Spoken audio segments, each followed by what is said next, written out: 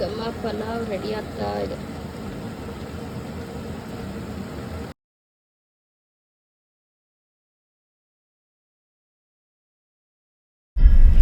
Hi friends, welcome to Shweta smoke time. ಇವತ್ತಿನ vlog ನಾನು ಬೆಳಗ್ಗೆ ಶುರು ಮಾಡ್ತಾ ಇದ್ದೀನಿ. ಬೆಳಗ್ಗೆ ಈಗ ಟೈಮ್ ಆಗಿದೆ 5:30. ನಾವು ಸೋಮವಾರ ಆಗಿರೋದ್ರಿಂದ ಮನೆ ದೇವರ ದೇವಸ್ಥಾನಕ್ಕೆ ಹೋಗ್ತಾ ಇದೀವಿ, ಬಸವನಗುಡಿಗೆ. ಆಕ್ಚುಲಿ ನೆನೆ ಹೊಸದಾರೆಲ್ಲ ಮುಗಿಸ್ಕೊಂಡು ಟಯರ್ಡ್ ಆಗಿತ್ತು. ಆದ್ರೂ ನಾನು ಸೋಮವಾರ ದೀಪ ಹಚ್ಬೇಕಾಗಿರೋದ್ರಿಂದ ಮತ್ತೆ ಸಂಜೆ ಬರಕ್ಕಾಗಲ್ಲ, ಮಧ್ಯಾಹ್ನ ಫುಡ್ ಆರ್ಡರ್ ಇದೆ. ಸೊ ರಿಷಿತಾನ್ ಸ್ಕೂಲಿಗೆ ಕಳ್ಸೋ ಟೈಮಿಗೆ ಬರಬೇಕು ರಿಟರ್ನ್. ಹಾಗಾಗಿ ಬೆಳಗ್ಗೆ ಹೊರಟಿದೀವಿ. 6 ಗಂಟೆ ಅಷ್ಟರಲ್ಲೆಲ್ಲ ದೇವಸ್ಥಾನ ರೀಚ್ ಆದ್ವಿ. ಬಟ್ ದೇವಸ್ಥಾನ ಬಾಗ್ಲಿನೂ ತೆಗ್ದಿರ್ಲಿಲ್ಲ.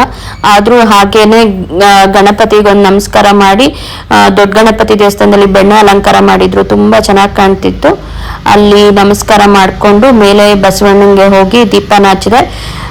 ನನಗೆ ಖುಷಿ ಏನಂದ್ರೆ, ದೀಪ ಹಚ್ಬೇಕಾದ್ರೆ ನಾನು ಅಯ್ಯೋ ನಾವ್ ಅಲ್ಲಿಂದ ಬಂದಿದೀವಪ್ಪ ದೇವ್ರೆ, ಇನ್ನು ದೀಪ ಹಚ್ಚೋದಿಕ್ಕೆ ನೀನೇ ಕಾಣ್ತಿಲ್ಲ,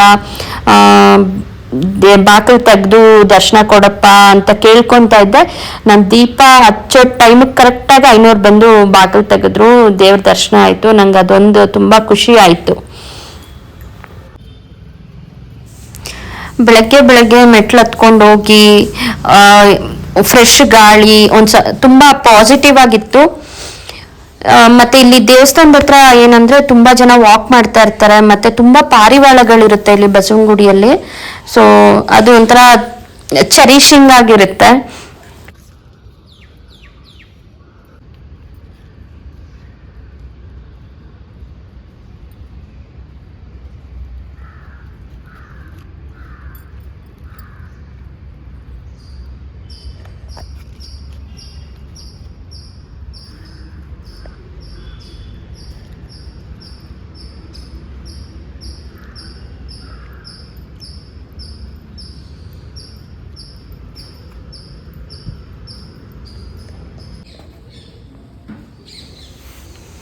ನಂಗಂತೂ 500 ಬಂದು ಬಾಗಿಲು ತೆಗ್ದಿದ್ದು ಎಷ್ಟು ಖುಷಿ ಆಗೋಯ್ತು ಅಂದ್ರೆ ಅದು ಒಂಥರ ಪಾಸಿಟಿವ್ ಫೀಲು. ದೇವ್ರಿಗೆ ನಾನು ಹೇಳಿದ್ ಕೇಳಿಸ್ತೇನೋ, ದೇವ್ರೆ ಕರ್ಸಿದ್ರೇನೋ 500ನ ಬೇಗ ಬಾಗಿಲು ತೆಗ್ಸಿದ್ರಲ್ಲ ಅಂತ ಒಂಥರ ನಾನು ಅನ್ಕೊಂಡಿದ್ದಾಗುತ್ತೆ ಅನ್ನೋ ಒಂದು ನಂಬಿಕೆ ಸ್ಟಾರ್ಟ್ ಆಗೋಯ್ತು. ಅಷ್ಟು ಖುಷಿ ಆಗ್ತಾ ಇತ್ತು ನಂಗೆ.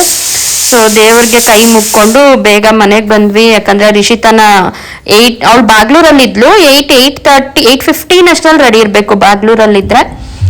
ಹಂಗೆ ಬರ್ತಾ ನೋಡ್ರಿ ಮಾರ್ಕೆಟ್ ಒಳಗಡೆಯಿಂದ ಬಂದ್ವಿ. ಅಂದ್ರೆ ನಾವು ಬರ್ತಾ ಆನ್ ದ ವೇ ಆಚೆ, ಇದು ಮಾರ್ಕೆಟ್ ಇಂದ ಆಚೆ ರೋಸಸ್ ಫ್ಲವರ್ಸ್ ನೋಡ್ತಾ ಇದ್ರೆ ನಮ್ಮ ಮನೇಲಿ ಏನು ಫಂಕ್ಷನ್ ಇಲ್ಲ ಅಂದ್ರೂ ಫ್ಲವರ್ಸ್ ತಗೊಂಡೋಗಿಡನಪ್ಪ ಅನ್ನಷ್ಟು ಖುಷಿ ಆಗ್ತಿತ್ತು.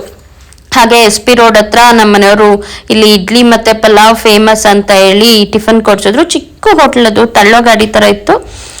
ಅಲ್ಲಿ ತಗೊಂಬಂದಿದ್ರು. ಹಂಗೆ ಕಾರಲ್ಲೇ ಕುತ್ಕೊಂಡು ತಿನ್ಬಿಟ್ಟು ಬಾಗ್ಲೂರಿಗೆ ಬಂದ್ವಿ ನಾವು.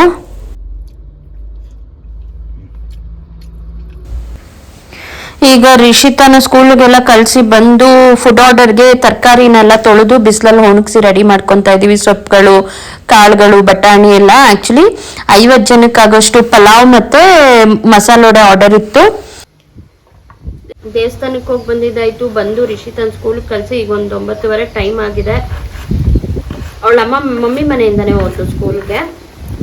ಅಲ್ಲಿ ಹೋಗಿ ಕಳಿಸ್ಬಿಟ್ಟು ಬಂದು ಫುಡ್ ಆರ್ಡರ್ ಒಂದಿದೆ, ಸೊ ರೆಡಿ ಮಾಡ್ಕೊತಾ ಇದ್ದೀವಿ. ಪಲಾವ್ ಇದೆ ಒಂದು 50 ಜನಕ್ಕೆ. ಸೊ ತರಕಾರಿ ಎಲ್ಲ ತೊಳೆದು ನೀಟಾಗಿ ರೆಡಿ ಮಾಡ್ಕೊತಾ ಇದ್ದೀನಿ.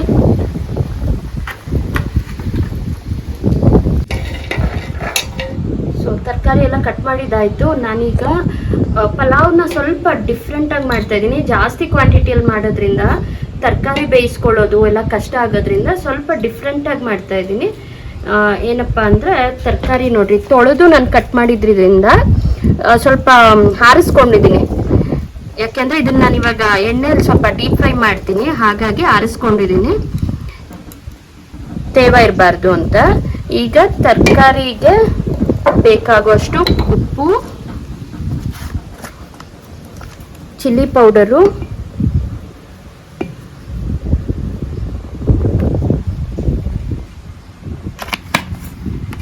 ಮತ್ತೆ ಚಿಕನ್ ಮಸಾಲ.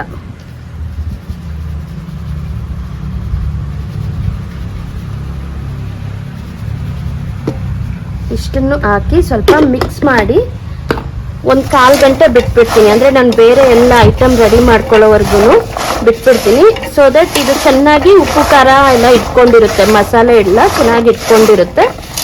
ಆಮೇಲೆ ಇದನ್ನ ಎಣ್ಣೆಯಲ್ಲಿ ಡೀಪ್ ಫ್ರೈ ಮಾಡಿ ಹಾಕೋದ್ರಿಂದ ಟೇಸ್ಟ್ ಡಿಫ್ರೆಂಟ್ ಆಗಿರುತ್ತೆ ಮತ್ತು ನಮಗೆ ಕೆಲಸನೂ ಬೇಗ ಆಗುತ್ತೆ. ಗಾಳಿ ಇದ್ದಿದ್ದಕ್ಕೆ ಸ್ವಲ್ಪ ಮರೆಯಲ್ಲಿ ಇಟ್ಕೊಂಡಿದ್ವಿ ಸ್ಟವ್ನ. ಆ್ಯಂಡ್ ನೋಡಿ ತರಕಾರಿನ ನಾನು ಎಣ್ಣೆಯಲ್ಲಿ ಡೀಪ್ ಫ್ರೈ ಮಾಡ್ಕೊಳ್ತೀನಿ. ಸೊ ಹಾಗೆ ಮಾಡೋದ್ರಿಂದ ತರಕಾರಿ ಬೇಗ ಬೇಯುತ್ತೆ. ಎಣ್ಣೆ ಸಿಡಿತಿತ್ತು. ನಾನು ಬಟಾಣಿ ಒಂದು ಹಾಕ್ಬಾರ್ದಿತ್ತು, ಆ ಬಟಾಣಿ ರೈಸ್ ಜೊತೆ ಹಾಕಿದ್ರೆ ಚೆನ್ನಾಗಿ ಆಗ್ತಿತ್ತು ಅನ್ಸುತ್ತೆ. ಇನ್ನು ಪಲಾವ್ಗೆ ನಾನು ಡೈರೆಕ್ಟಾಗಿ ಹಾಗೆ ಹಾಕಿದ್ದೀನಿ. ರುಬ್ಬಿ ಹಾಕೋಂಥದ್ದು ಶುಂಠಿ ಬೆಳ್ಳುಳ್ಳಿ ಪೇಸ್ಟ್ ಬಿಟ್ಟರೆ ಬೇರೆ ಏನು ಹಾಕಿಲ್ಲ. ಈರುಳ್ಳಿ ಒಗ್ಗರಣೆಗೆನೆ ಹಾಕಿ ಧನಿಯಾ ಪುಡಿ, ಚಿಕನ್ ಮಸಾಲ ಮಾತ್ರ ಪೌಡರ್ಸ್ ಹಾಕಿದ್ದೀನಿ. ಪಲಾವ್ ಮಾತ್ರ ಸಕ್ಕದಾಗಿತ್ತು ಟೇಸ್ಟು.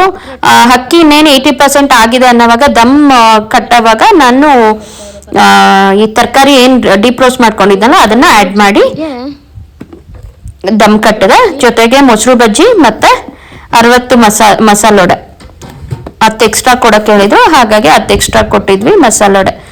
ಇದು ಇವತ್ತಿನ ನಮ್ಮ ಫುಡ್ ಆರ್ಡರ್. ಸೊ ಇನ್ನು ನೋಡಿ ಎಷ್ಟು ಕೆಲಸ ಇದೆ, ಕ್ಲೀನಿಂಗ್ ಮಾಡಬೇಕು. ಅಪ್ಪ ದೇವ್ರೇ ಅನಿಸ್ತಾ ಇದೆ. ಬಟ್ ನಮ್ಮ ಮನೆಯವ್ರು ನಂಗೆ ಹೆಲ್ಪ್ ಮಾಡ್ತಾರೆ. ನೋಡೋಣ ಕೆಲಸ ಬೇಗ ಮುಗಿಸೋಣ ಅಂತ.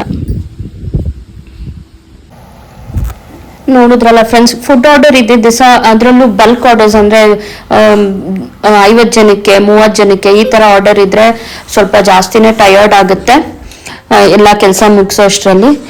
ಇದಾದ್ಮೇಲೆ ನಿಧಾನಕ್ಕೆ ಮನೆ ಕ್ಲೀನಿಂಗ್ ಕೆಲಸ ಎಲ್ಲ ಮುಗಿಸ್ಕೊಂಡು ಅಷ್ಟರಲ್ಲಿ ರಿಷಿತಾ ಸ್ಕೂಲಿಂದ ಬರೋ ಟೈಮೇ ಆಗೋಗಿತ್ತು. ಅಷ್ಟು ಟೈಮ್ ಕ್ಲೀನಿಂಗಿಗೆ ಹಿಡಿದ್ಬಿಡ್ತು. ಸೊ ಇವತ್ತಿನ ವಿಡಿಯೋ ಇಷ್ಟ. ಇಲ್ಲಿಗೆ ಈ ವಿಡಿಯೋನ ಎಂಡ್ ಮಾಡ್ತೀನಿ. ನಿಮಗೆಲ್ಲ ಇಷ್ಟ ಆಯಿತು ಅಂತ ಭಾವಿಸಿದ್ದೀನಿ. ವಿಡಿಯೋ ಇಷ್ಟ ಆಗಿರೋರು ಲೈಕ್ ಮಾಡೋದನ್ನ ಮರಿಬೇಡಿ. Thank you so much.